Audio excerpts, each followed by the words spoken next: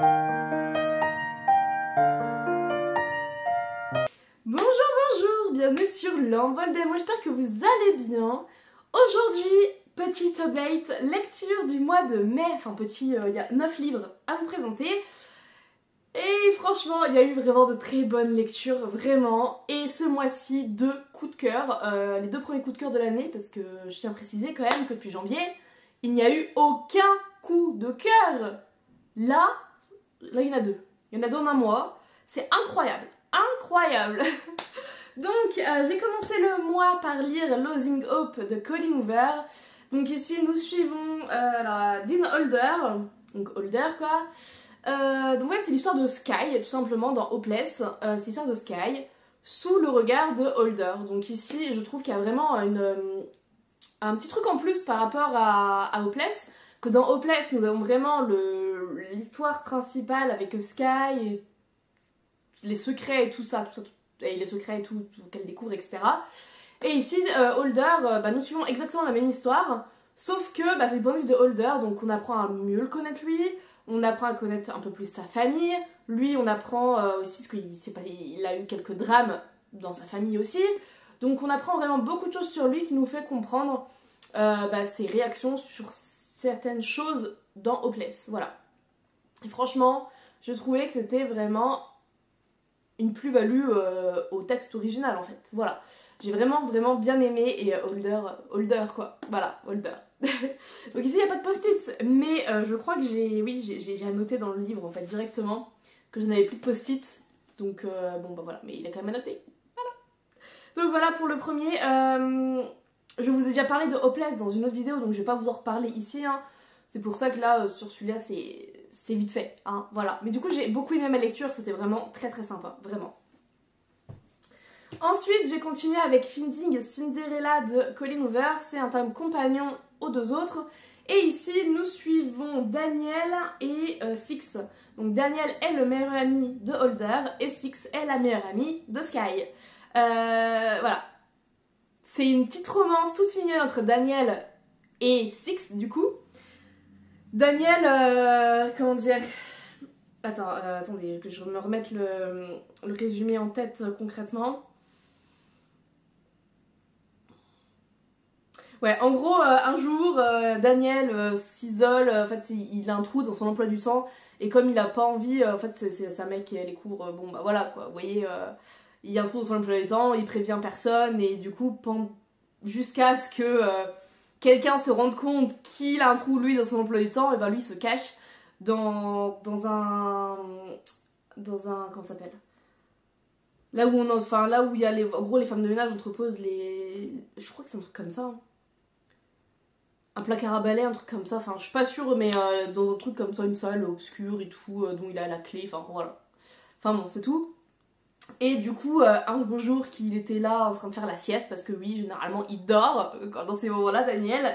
Et du coup, y a une fille qui entre dans ce local, qui tombe sur Daniel, sauf qu'ils sont dans le noir total, puisque Daniel n'allume pas la lumière, vu qu'il fait la sieste, hein, voilà. Et ils décident du coup de vivre une très courte relation dans ce local, sans se voir, sans connaître leurs prénoms respectifs, etc.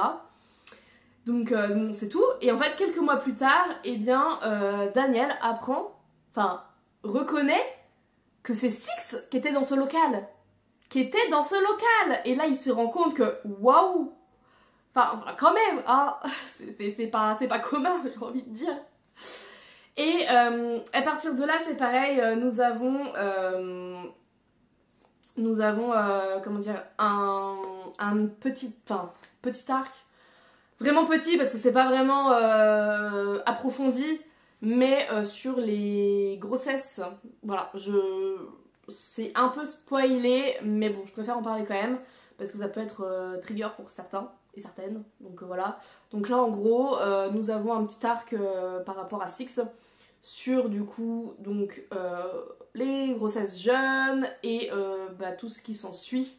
Voilà, mais c'est pas approfondi plus que ça en fait, c'est un peu, bon, voilà, j'ai trouvé. Mais c'était quand même très bien, c'était une petite histoire toute mignonne, vraiment très courte, hein, 180 pages, vraiment, c'était très sympa, très sympa. je vous le recommande, hein, si vous voulez passer une bonne lecture, et bah ça va tout seul, voilà.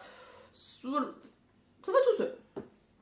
Ensuite, nous passons dans un thème complètement différent, c'est-à-dire un Agatha Christie. Donc ici nous avons les 10 petits nègres d'Agatha Christie, renommés ils étaient 10, voilà, parce que moi j'ai une ancienne édition, hein. Et du coup ici nous avons 10 personnes qui sont convoquées par un mystérieux, en fait ils sont tous convoqués de la part d'un ami, mais c'est un mystérieux inconnu, enfin les 10 ne le connaissent pas en tout cas, voilà. Ils sont convoqués pour aller sur une île pendant les vacances. C'est les vacances, hein? Ouais, c'est ça. Pendant des vacances, voilà, tous ensemble et tout.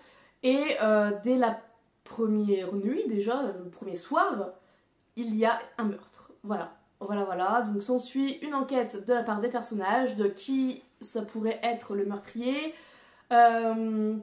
qui est pourquoi il tue, enfin voilà. Il y a tout un truc par rapport, enfin toute une enquête, hein, voilà, par rapport à tout ça. Et on suit au fur et à mesure, voilà, jusqu'à la fin. Si vous connaissez un peu l'histoire, vous savez comment ça se termine, donc voilà, je ne dirai rien, mais vous savez. Et franchement, j'ai vraiment très bien aimé ce Agatha Christie, vraiment, j'ai vraiment beaucoup aimé. Plus que le premier que j'ai lu, c'était 1, 2, 3, mais je crois que c'était un Hercule Poirot aussi, le 1, 2, 3. Là, franchement, j'ai vraiment beaucoup mieux aimé. J'ai bien aimé hein, l'autre histoire, hein, mais celle-là a été mieux par rapport à l'autre du coup. Et franchement, si vous l'avez pas lu, c'est un petit classique à lire, hein. Vraiment un petit classique à lire, franchement, ça se lit super bien. C'est court, l'histoire est bien ficelée, tout est bien mené. Moi je suis en mode, attends, qui c'est que ça peut être, pourquoi, et tout, et puis bon, voilà quoi, j'ai pas trouvé qui c'était, mais bon, c'est le jeu, hein. On peut pas trouver à tous les coups les meurtriers dans les histoires, on est d'accord, on peut pas à tous les coups. Donc voilà, un petit classique comme ça à lire, franchement je vous le conseille fortement, j'ai passé une bonne lecture aussi avec celui-ci, c'était sympa quoi, une très bonne découverte, hein. Ensuite, nous allons dans un autre registre, nous allons aller dans de l'historique. Dans de l'historique, mais toujours pas très gai, hein, puisqu'ici nous sommes dans Au revoir là-haut de Pierre Lemaitre. Et ici, nous suivons Albert et Édouard qui sont rescapés de la première, je vais dire la deuxième, mais c'est la Première Guerre mondiale. Et ils se rendent compte qu'en fait le pays glorifie tous les morts, voilà, tous ceux qui sont morts pour la France et tout, ils sont glorifiés, vénérés, sauf que les rescapés, ceux qui restent, eux pas du tout, voilà, eux ils sont pas honorés à leur juste valeur, voilà, c'est ce que eux remarquent, en tout cas, et par rapport à ça, du coup, Albert et Édouard vont imaginer une arnaque d'envergure nationale, oui nationale, hein. Ouais, nationale. D'envergure nationale, une arnaque encore jamais vue. Et je n'en dis pas plus, c'était vraiment très beau. Vraiment, c'était très beau, c'était pas poétique, mais quoique. Si, quand même. Hein. J'ai mis j'ai mis aussi des trucs. Mais en fait, dans cette histoire, ce qui m'a beaucoup plu, c'est la façon dont Pierre Lemaitre raconte l'histoire, parce qu'il nous la raconte comme si il était là avec nous, en face de nous, à nous raconter l'histoire en fait. Et ça, j'ai vraiment beaucoup aimé. C'était super chouette. C'est une belle histoire, j'ai pleuré.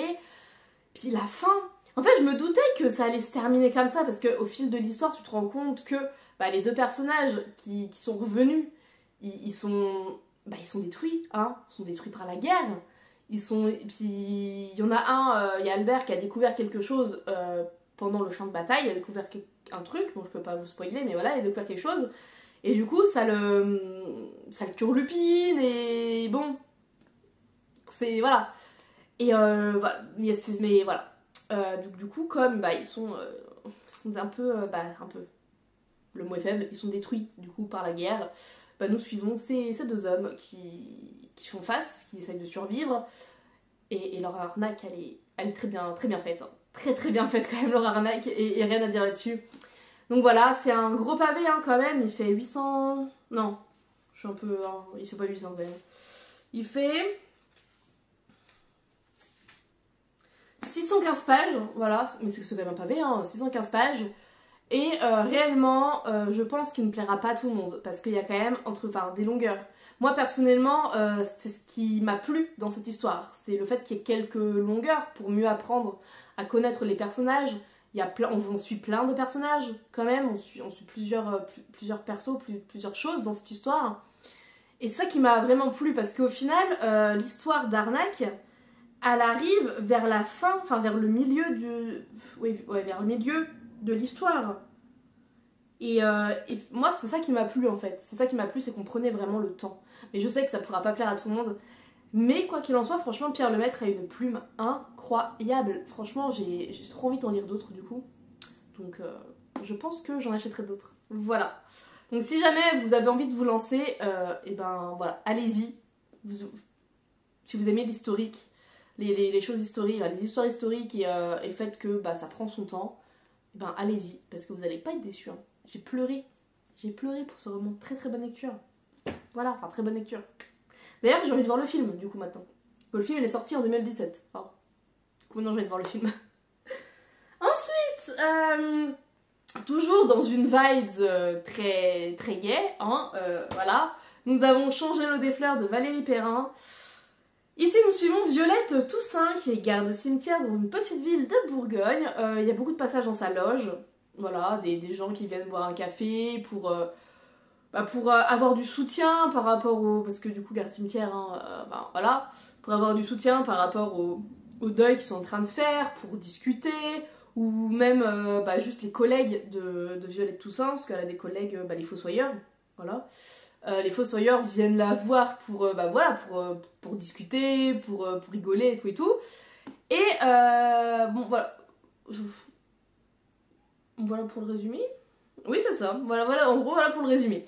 Et donc du coup, quand j'ai ouvert cette histoire, je n'attendais pas grand chose parce que je savais pas trop à quoi m'attendre, puisque le résumé ne nous dit pas grand chose. Et je suis mitigée, je sais pas trop quoi penser de cette histoire, j'aime et j'aime pas en même temps. Voilà, pour tout vous dire. Ce que j'ai pas aimé, c'est le fait que c'est beaucoup trop long, vraiment.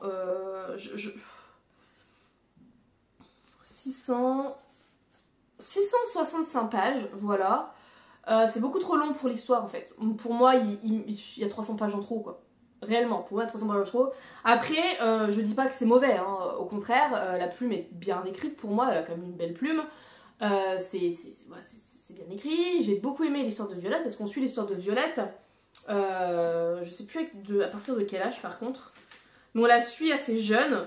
Et on suit son histoire jusqu'à au jour d'aujourd'hui dans le livre, hein, jusqu'à pourquoi elle est devenue garde cimetière et pourquoi elle est restée dans ce métier, hein, tout simplement, parce qu'elle aurait très bien pu aller ailleurs, hein, enfin faire autre chose au fil de sa vie, mais bon voilà, pourquoi, etc. Et il y a un personnage qui va lui faire revoir sa vision des choses, et ça j'ai beaucoup aimé. J'ai beaucoup aimé son histoire, on suit ses péripéties, tout ce qu'elle a vécu en étant jeune, jusqu'à... je sais pas quel âge elle a à la fin de l'histoire, mais bon, voilà. Et ça, j'ai vraiment beaucoup aimé. C'est pareil, j'ai apprécié le personnage masculin qui gravite autour d'elle, qui lui fait changer sa vision des choses. J'aime beaucoup. Mais il y a des chapitres qui ne servent à rien, vraiment. Là, pour le coup, là, je vous disais qu'il y a quelques longueurs, enfin voilà, bon, moi j'ai apprécié quelques longueurs, mais ça sert à l'histoire. Enfin, moi personnellement, j'ai trouvé que ça servait à l'histoire. Là, j'ai envie de dire, pas vraiment. Déjà, bon, je l'ai pas abandonné parce que je voulais savoir la fin de l'histoire de Violette. Et au final, j'aime bien quand même. Puis il y a des petites citations et tout que j'ai bien aimé dans l'histoire, des petits passages. Mais par exemple, dans les premiers chapitres, nous suivons une succession de dates. Attendez. Je sais plus c'est où, mais c'est dans les débuts des chapitres. Ah, je sais plus c'est quel chapitre exactement, c'est vraiment au début en fait, où il y a vraiment une succession de décédés, enfin de personnes décédées, avec leur date, leur nom, prénom, les dates, etc. Et enfin, mais non, mais enfin, ça sert pas à l'histoire en fait, je suis désolée, mais non, enfin, bon, enfin bref, voilà. Donc je suis pas déçue parce que j'en attendais rien, mais je suis pas convaincue. Je suis vraiment pas convaincue. Après, est-ce que je ne tenterai pas un autre Valérie Perrin? pour voir si c'est pareil dans tous ses romans, peut-être, ma foi. Mais en tout cas, là celui-là il m'a pas convaincue.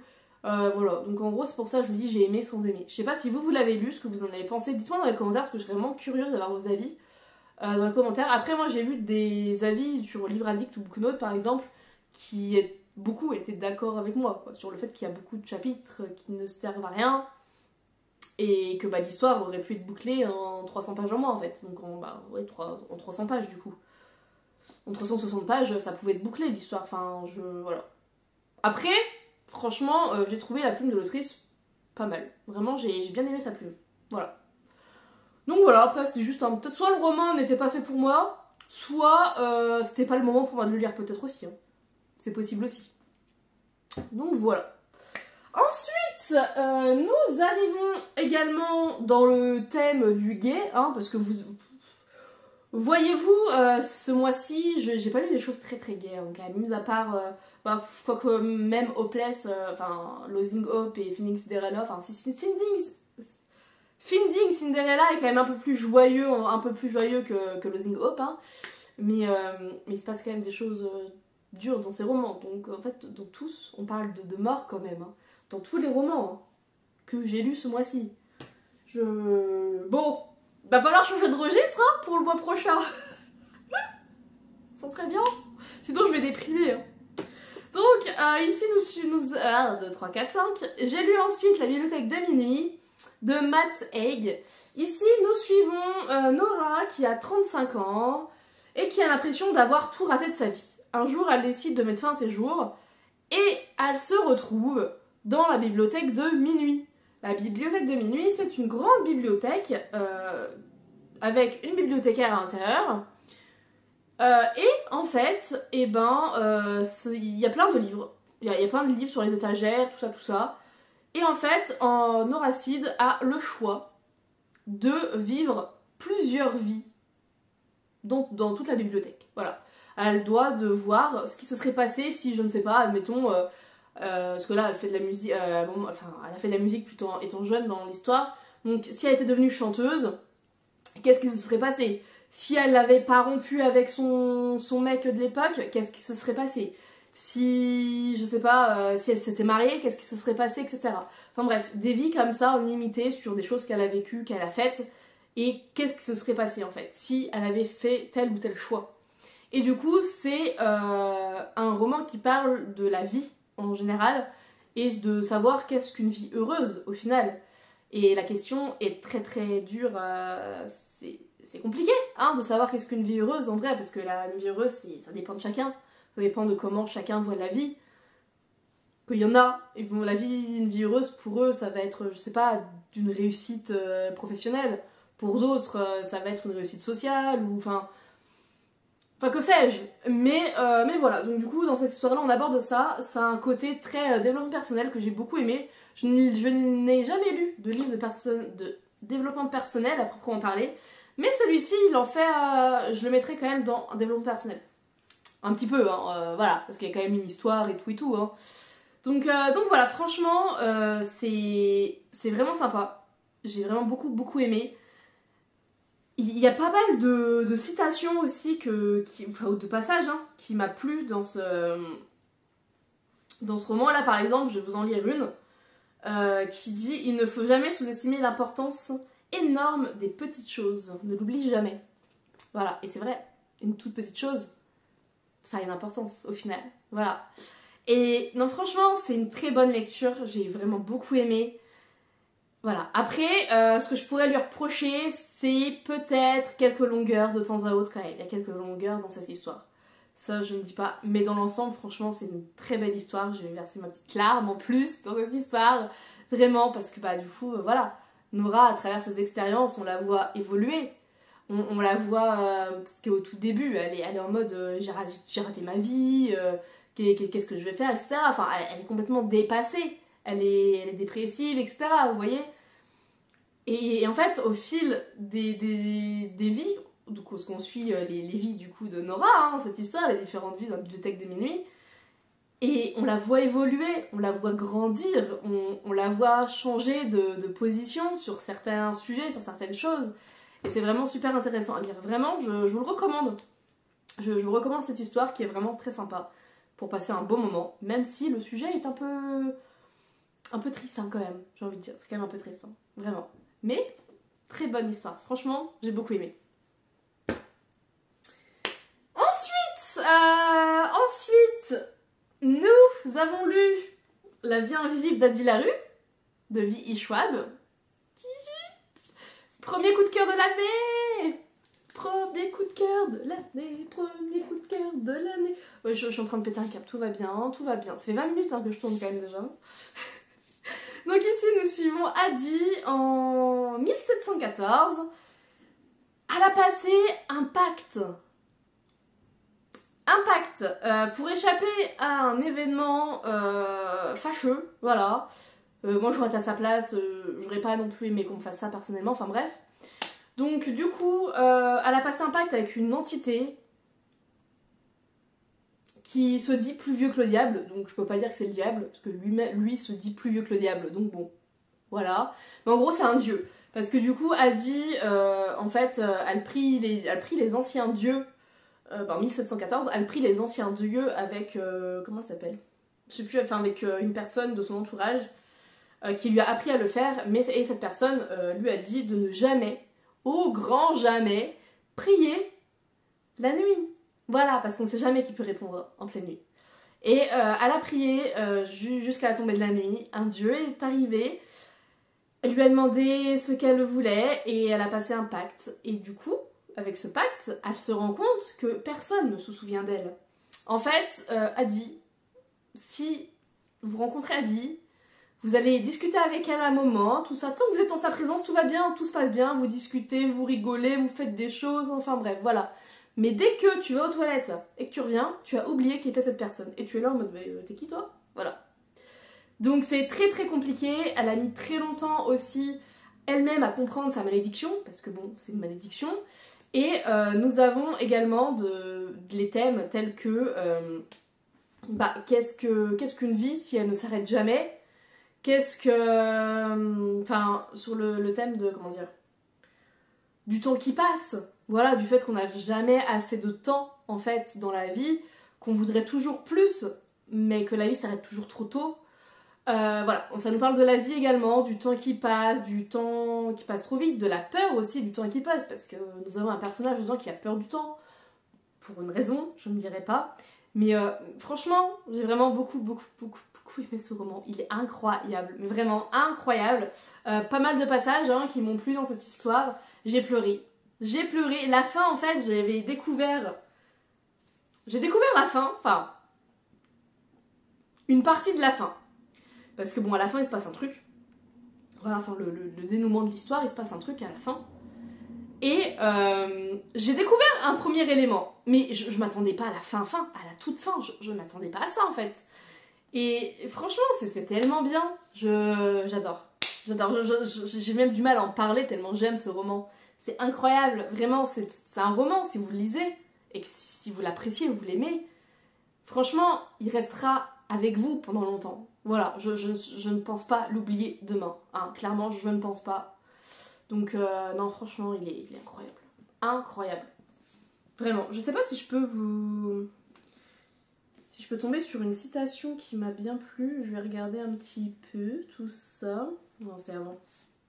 Parce que bon, il y a tellement de marque-pages du coup que... Bon, voilà. Non, ce n'est pas là. Hop. Mais du coup, j'adore parce qu'en fait, on suit du coup plusieurs personnages. Il y a deux garçons qui gravitent autour de Adi. Et j'ai vraiment beaucoup aimé les deux. En fait, il y en a un qu'on suit dès le début, en fait. Et j'aime vraiment beaucoup ce que l'autrice a fait de ce personnage, des pensées qu'il a, de son évolution aussi au fil du roman. J'ai vraiment beaucoup aimé le découvrir. Et du coup, eh ben... En fait, j'aimerais bien, limite, qu'il y ait un livre sur lui, quoi. Voilà. J'aimerais bien qu'il y ait un livre sur lui. Parce que vraiment, j'aimerais bien en savoir encore plus sur ce personnage, réellement. Et après, il y a un deuxième personnage qu'on suit un peu plus loin, qu'on découvre plus loin dans l'histoire. Et vraiment, il est génial. Parce que du coup, je vous ai pas dit, mais en fait, il y a un personnage masculin qu'on suit, mais il y a un... Enfin, il se souvient d'elle, en fait, il se souvient d'Adi. C'est le seul qu'elle a rencontré en je ne sais plus combien d'années, en 3 siècles. Ouais, je crois que c'est 3 siècles. Bref, enfin, en 3 siècles, elle n'a rencontré personne qui la reconnaît. Et là, elle a découvert un bibliothécaire. Un libraire, excusez-moi. Un libraire qui se souvient d'elle. Pourquoi, comment, enfin bref, j'ai beaucoup aimé ce personnage masculin aussi, vraiment. Donc, enfin, ce livre incroyable. J'ai trouvé une citation, du coup, qui me plaît bien, que j'avais, du coup, annotée, qui dit... bon, du coup, il y a un... C'est dans un dialogue, hein, voilà. Du coup, tu as fait impression. Impression. Une impression, c'est un peu comme une empreinte qu'on laisse sur le monde. Voilà. Même si on ne se souvient pas d'elle, elle peut laisser des impressions, du coup. Et ça, voilà, c'est toute la beauté de l'histoire. Enfin, oh, j'adore, voilà. Je sais pas, j'étais un peu brouillonne, hein, dans ce que je vous en ai dit, je comprends, hein.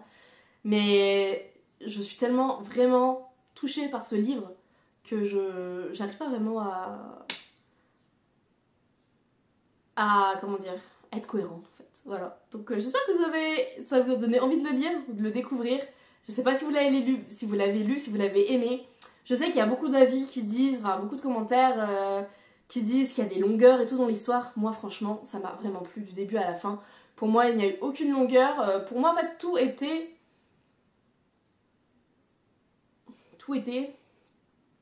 logique et tout servait à l'histoire en fait. Voilà. C'est mon avis personnel, hein. Après... avis subjectif, hein, quand on aime un roman ou pas. Voilà, mais franchement, j'ai envie que tout le monde le lise en fait. Voilà, même s'il y en a quand même beaucoup qui l'ont lu, hein, je dis pas.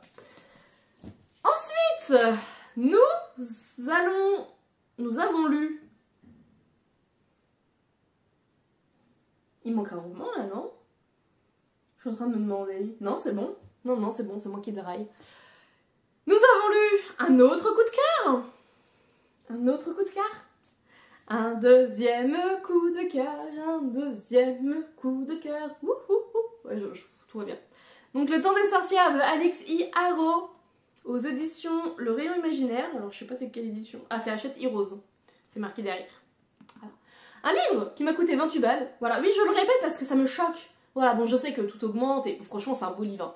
Je dis pas, c'est un très très beau objet livre. Hein. Franchement, voilà, il est beau. Hein. Honnêtement, il est beau. Mais voilà, vous voyez, j'ai lu et du coup le foil il s'en va en fait. C'est ça qui est embêtant avec ce genre de roman, hyper beau et tout en foil, et ben tu le lis avec la chaleur et tout, ça s'en va. C'est vraiment très très dommage. Je suis déçue par ce point, voilà, je tiens à le dire. Donc, Le Temps des sorcières, nous suivons 3 sœurs, Bella, Agnès et Guenièvre Eastwood. Ils sont en 1893.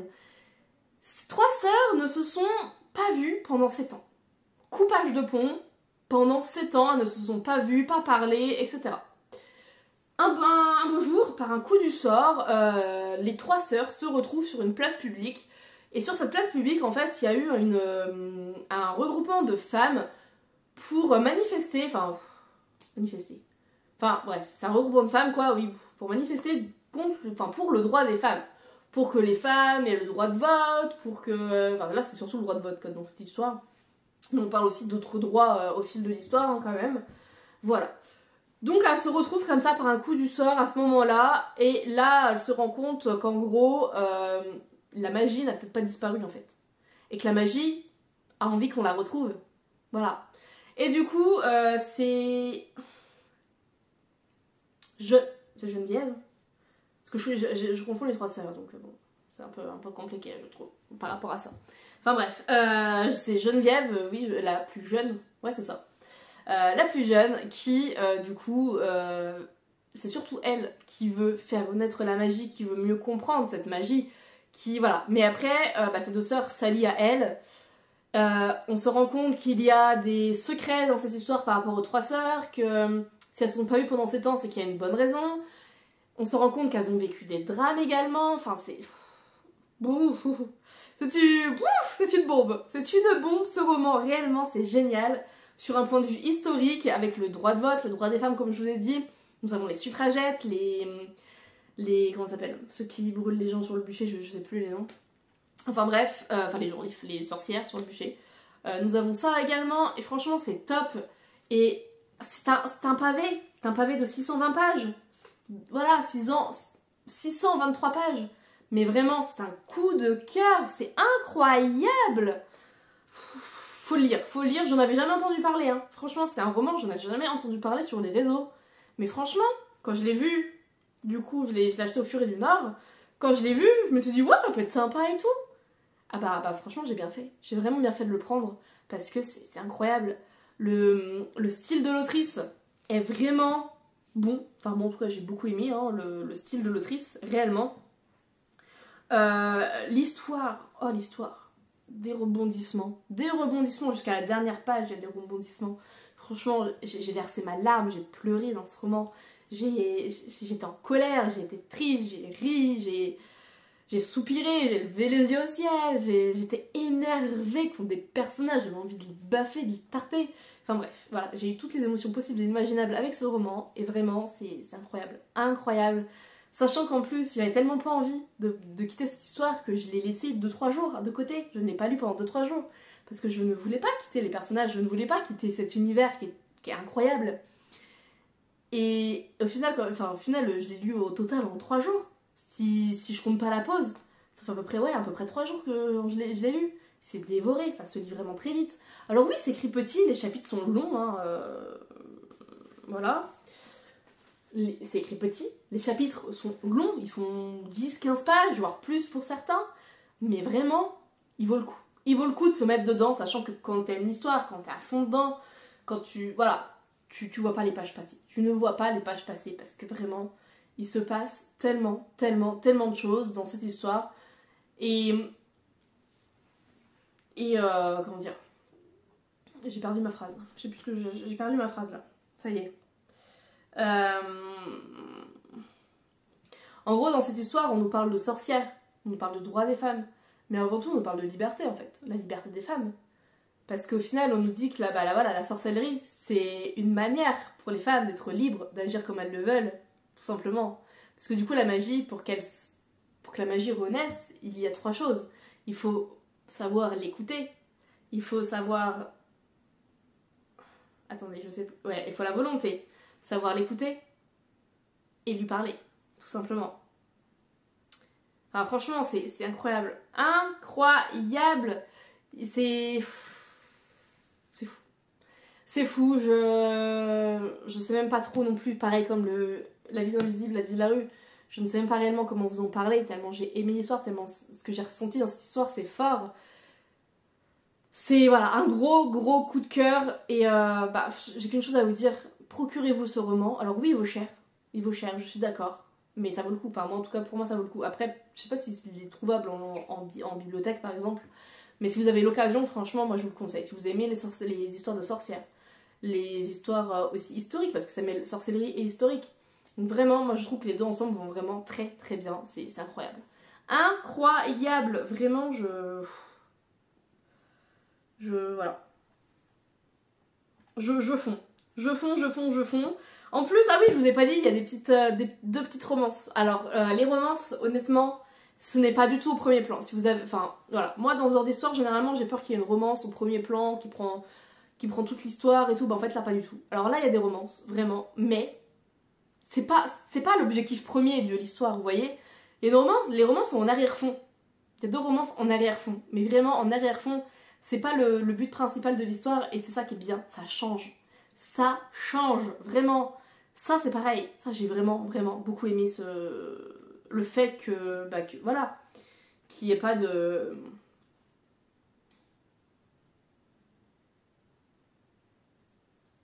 C'est dingue. Franchement, c'est dingue. Je trouve ça fou.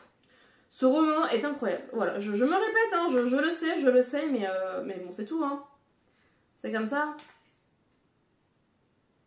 J'essaie de trouver un truc qui... Ouais, mais enfin, en fait, là, tout ce que je trouve, ça spoil. Y a pas quelque chose qui ne spoil pas? Non.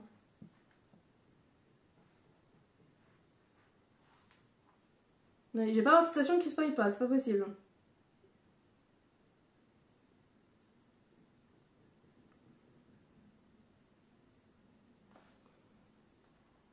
Bon, puis bon, je vais pas tout vous faire hein, non plus.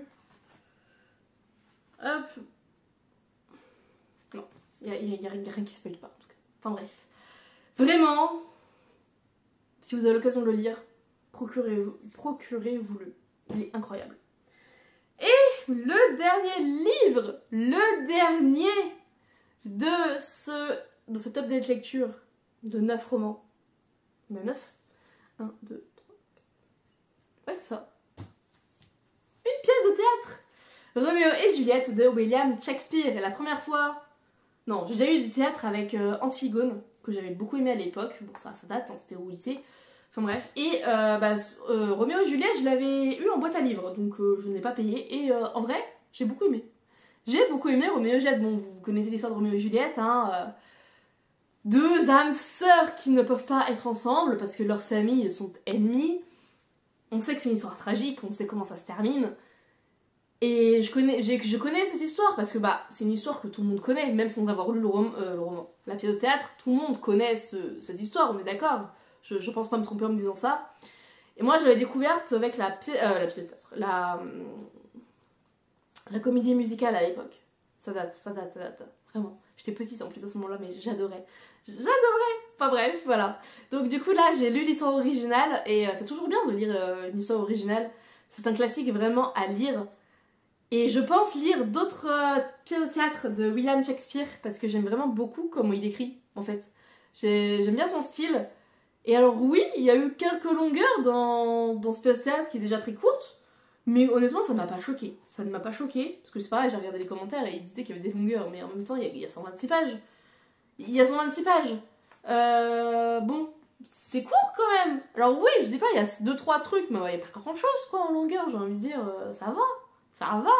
J'ai connu pire, hein. J'ai connu pire, hein. Donc voilà, je l'ai lu en une soirée, je l'ai lu en Read With Me avec vous. Et je l'ai fini juste après le live en fait. Enfin, juste après. J'ai fait d'autres choses, mais voilà, je l'ai fini après le live, hier. Je l'ai fini hier, tout simplement, hier. Voilà. Et vraiment, c'est vraiment un chef-d'œuvre. C'est une histoire, c'est mignon. Alors, on découvre aussi les expressions de l'époque. Ça, je trouve ça aussi très intéressant de voir comment... à l'époque, les gens écrivaient, comment, enfin, les expressions, tout ça. Après, il y a des choses qui dérangent, parce que par exemple, là-dedans, on entend souvent femme. Non, quand un homme parle à une femme, il est là, vas-y femme, fais ci femme, enfin, ce genre de truc, enfin voilà. C'est pas... Bon, hein, mais ça, c'est d'époque, c'est, voilà. C'est les mentalités d'avant et tout, et je trouve ça intéressant à lire, vraiment. Je trouve ça intéressant, j'ai mis des petits post-it sur les petites déclarations de Roméo et Juliette qui m'ont enflammé le cœur, parce que vraiment c'est tellement mignon, c'est romantique à souhait, c'est dans l'exagération, parce que bah voilà, mais c'est une pièce de théâtre, donc c'est normal aussi. Franchement, j'ai vraiment beaucoup aimé, voilà, c'est tout ce que j'ai à dire, il faut lire, c'est un petit classique à lire également, franchement ça se lit très vite. Voilà. Alors après, voilà, il y a 2-3 mots que je ne connaissais pas, hein, concrètement. Mais du coup, je les ai notés et puis j'étais voir ensuite ce que ça voulait dire, quoi. Parce que c'est sûr que à cette époque-là, il y a des mots qu'au jour d'aujourd'hui qu'on n'utilise plus du tout. Voilà. Et il y a des mots qu'au jour d'aujourd'hui on n'utilisera plus dans 20 ans également. Donc c'est ça que j'aime bien aussi parce qu'on voit l'évolution de la langue française également. Voilà. Et ça, franchement, je trouve ça très intéressant. Voilà. En plus que l'histoire était très mignonne et tragique. Très tragique, les pauvres. Donc voilà pour l'update lecture du mois de mai. Franchement, mis à part changer le des fleurs de Valérie Perrin, j'ai fait de très bonnes lectures. Tout au long du mois, c'était top, très très top. À l'heure où je vous parle, vous avez déjà vu ma palle, normalement, la palle du mois de juin. Et j'ai hâte, du coup, j'ai hâte de la commencer. Je la commence aujourd'hui d'ailleurs. Et j'ai trop hâte. Ça va être génial, enfin, j'espère aimer mes lectures ce mois-ci. Ce mois-ci c'est full saga, hein. J'ai juste un one shot mais c'est full saga à part ça. Et une grosse saga de 7 tomes quand même, hein, c'est pas rien. Et voilà, j'espère que je vais aimer mes lectures aussi du mois de juin. Voilà, en tout cas j'espère que la vidéo vous aura plu. J'espère que vous aussi vous avez passé de bonnes lectures pour ce mois de mai. Parce que franchement, moi là j'ai pas chômé, hein. 9 livres, 9 romans, enfin, et une pièce de théâtre. Mais franchement, je pensais pas lire autant, je ne pensais pas lire autant là. Bon, je sais, je suis chez moi toute la journée, je suis en arrêt et tout. Mais quand même, je pensais pas, voilà. Enfin, je suis contente, je suis réellement contente de mes lectures du mois, et c'est le principal, vraiment. Écoutez, je vous laisse, j'espère que la vidéo vous aura plu. Dites-moi dans les commentaires si vous avez lu certains de ces livres, si je vous ai donné envie d'en lire, si... Voilà, dites-moi tout dans les commentaires. Et puis bah écoutez, je vous souhaite de très belles lectures, une très belle journée, et je vous dis à bientôt. Ciao, ciao!